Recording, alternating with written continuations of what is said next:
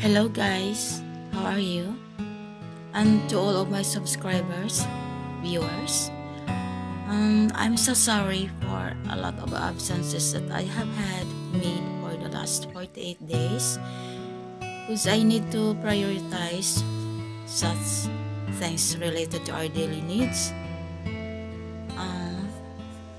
Thank you so much for the 3,800 subscribers for my channel Short Stories.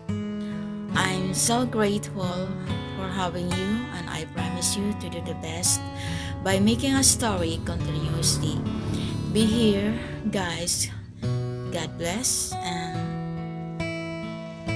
I hope you are in the good mood and, of course, good health so that you can follow me every time I am uploading this video.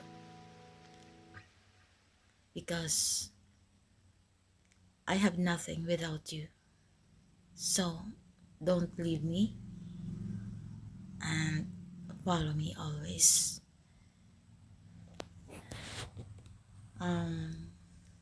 This story, it's about our family, the relationship between the mothers and between the mother or of his daughter, of her daughter or sons. So listen to me for this new story. This is all for you, and I hope you will be happy listening to me, because this is a true to life story of a mother for his sons. Yes, have a good time, and God bless to all of you. Please don't forget to like and subscribe to my YouTube channel, Short Story. Love you from Philippines.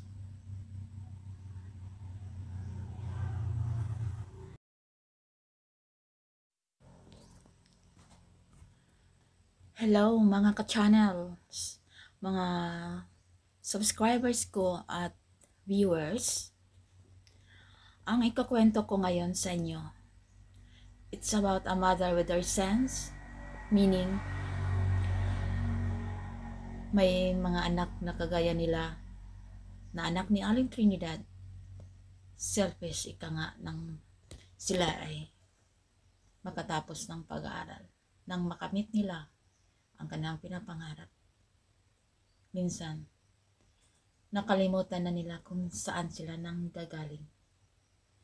Ipakakilala ko sa inyo si Aling Trinidad Magbanwa, 60 years old, at ang dalawa niyang mga anak na sa kasalukuyang nangingibang bansa na sina Trio at 3D.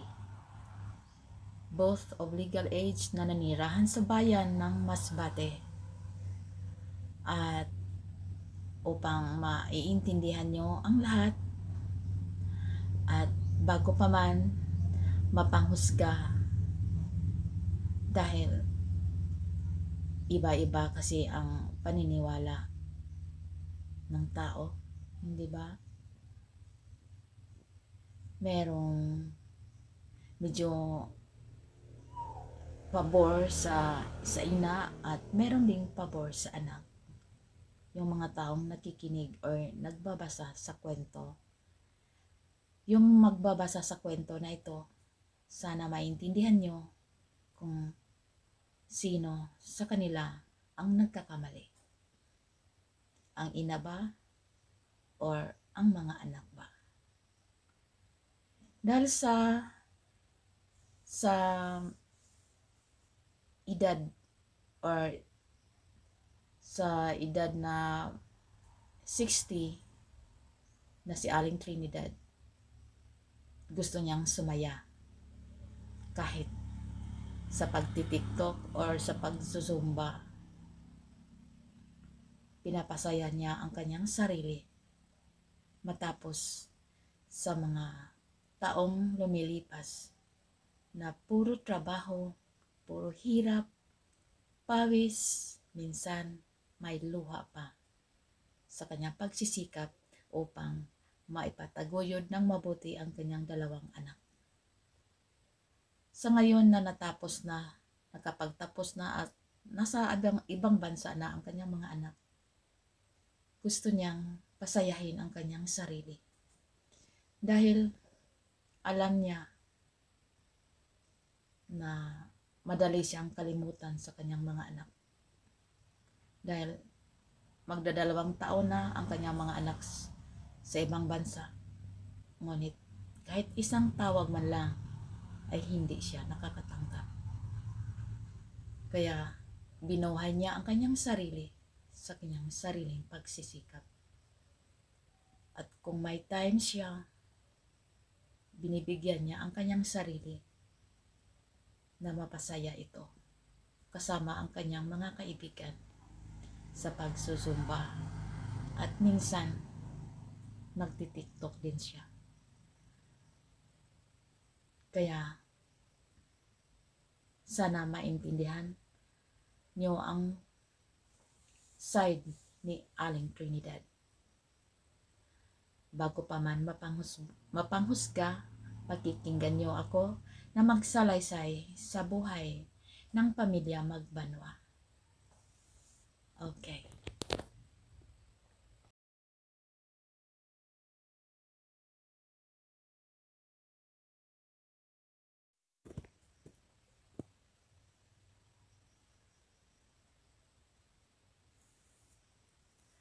Bago pa man nakapag-abroad ang kanyang mga anak, ito ang kanyang laging pinapayo sa kanila. Trio at 3D, magsiaral kayo ng mabuti dahil iba talaga ang may pinag-aralan.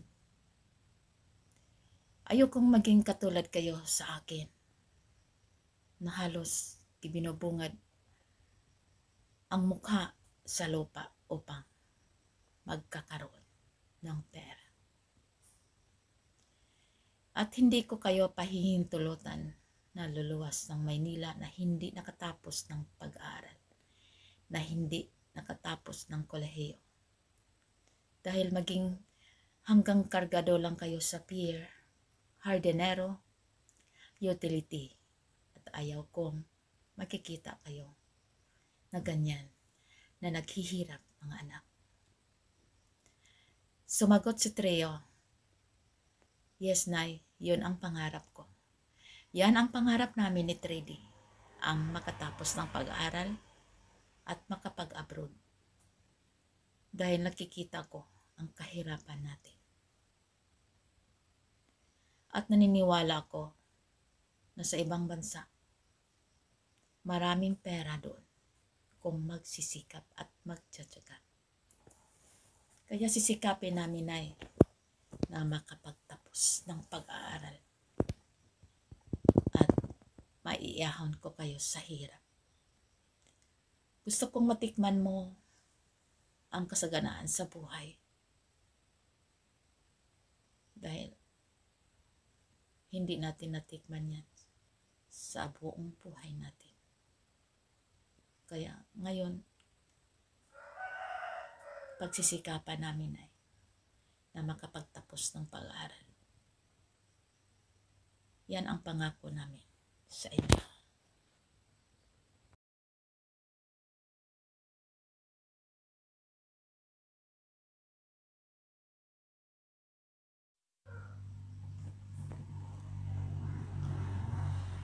Yan ang pangako namin ay hindi masasayang ang pinagpapawisan mo. Babawi kami ng kapatid ko. Salamat, anak. Anak, hindi ako naghahangad ng kapalit dahil tungkulin ko sa inyo na patatapusin kayo ng pag-aaral. Dahil yan ang gusto ng mga magulang. Ngunit sa kapanahonan ko, hindi kaya ng mga magulang ko ang paaralin. Kaya heto, ibubungad ko ang aking mukha sa lupa upang magkakaroon ng pera. At hindi sa lahat ng panahon na tayo ay magsasaksis sa buhay. Marami ang nabibigo at marami din ang nagtatagumpay. Ngunit ang buhay natin ay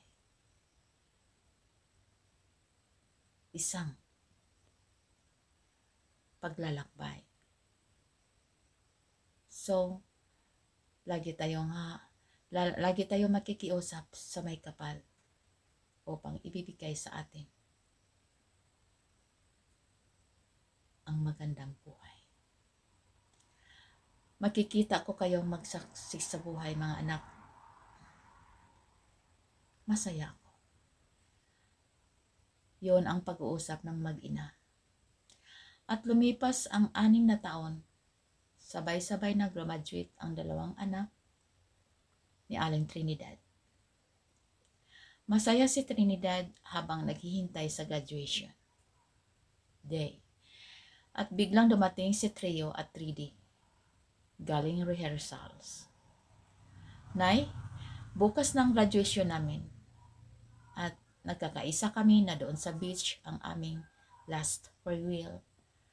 At doon kami magsama-sama. At sumagot ang ina, mabuti anak dahil gusto ko din maliligo sa dagat.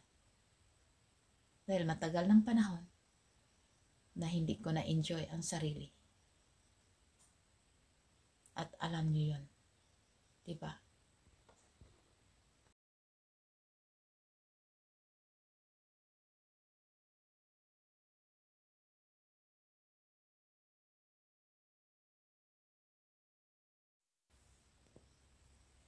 Sumagot si 3D, Nay, hindi nga pwede.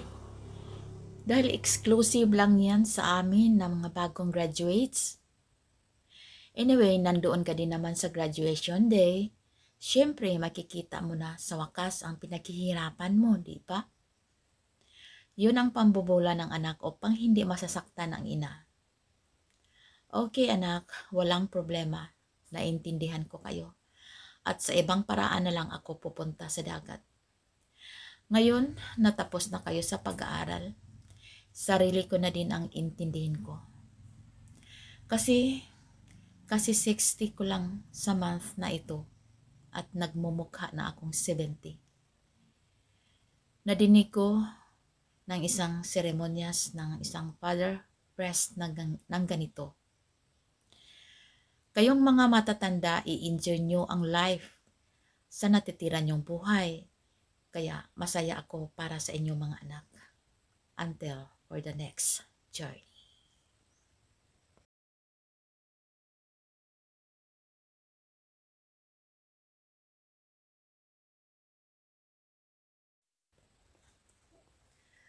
And to cut the story into short, tapos na ang graduation. At nandoon na ang mga anak ni Aling Trinidad sa Maynila. Dahil nagbabasakali na makapagtrabaho doon at gagawin nilang experience yun upang maka-abroad. At sa kanilang pagtatrabaho, dahil sila ay nakapasok na sa iba't ibang maghihiwalay na company, sina Trio at 3D, sinasabay nila ang pag-a-apply ng mga agencies para sa abroad. At doon, may isang nag-conduct ng interview sa international company. At silang dalawa, si Trio at 3D, ay napabilang sa first batch papuntang Europe.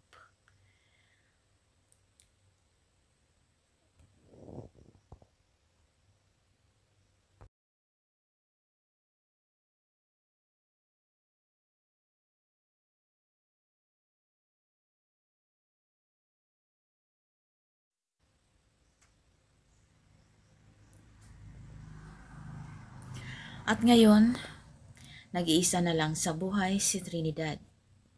Ngunit may isang best friend na lagi niyang kinakausap sa oras ng kanyang pag-iisa. Dahil sa ngayon, sa kasalukuyan, nasa abroad na ang dalawa niyang mga anak. And to make the story into short, 2 taon na sina Tridi at Trio sa ibang bansa. Ngunit ni isang tawag, ni isang text ay hindi nakatanggap si Aling Trinidad. At naintindihan niya ang lahat dahil alam niya na makakalimutan talaga siya sa mga anak sa tuwing nasa magandang buhay na ito. At ginagawa niyang libangan ang pagsusumba at pagtitiktok. Binubuhay niya ang kanyang sarili sa sarili niyang pagsisikap. Hindi siya umaasa na tutulungan sa kanyang mga anak dahil natapos na din ang kanyang tungkulin para sa kanila. Kaya pinilit niyang kalimutan ito, ang masakit niya para sa kanyang buhay.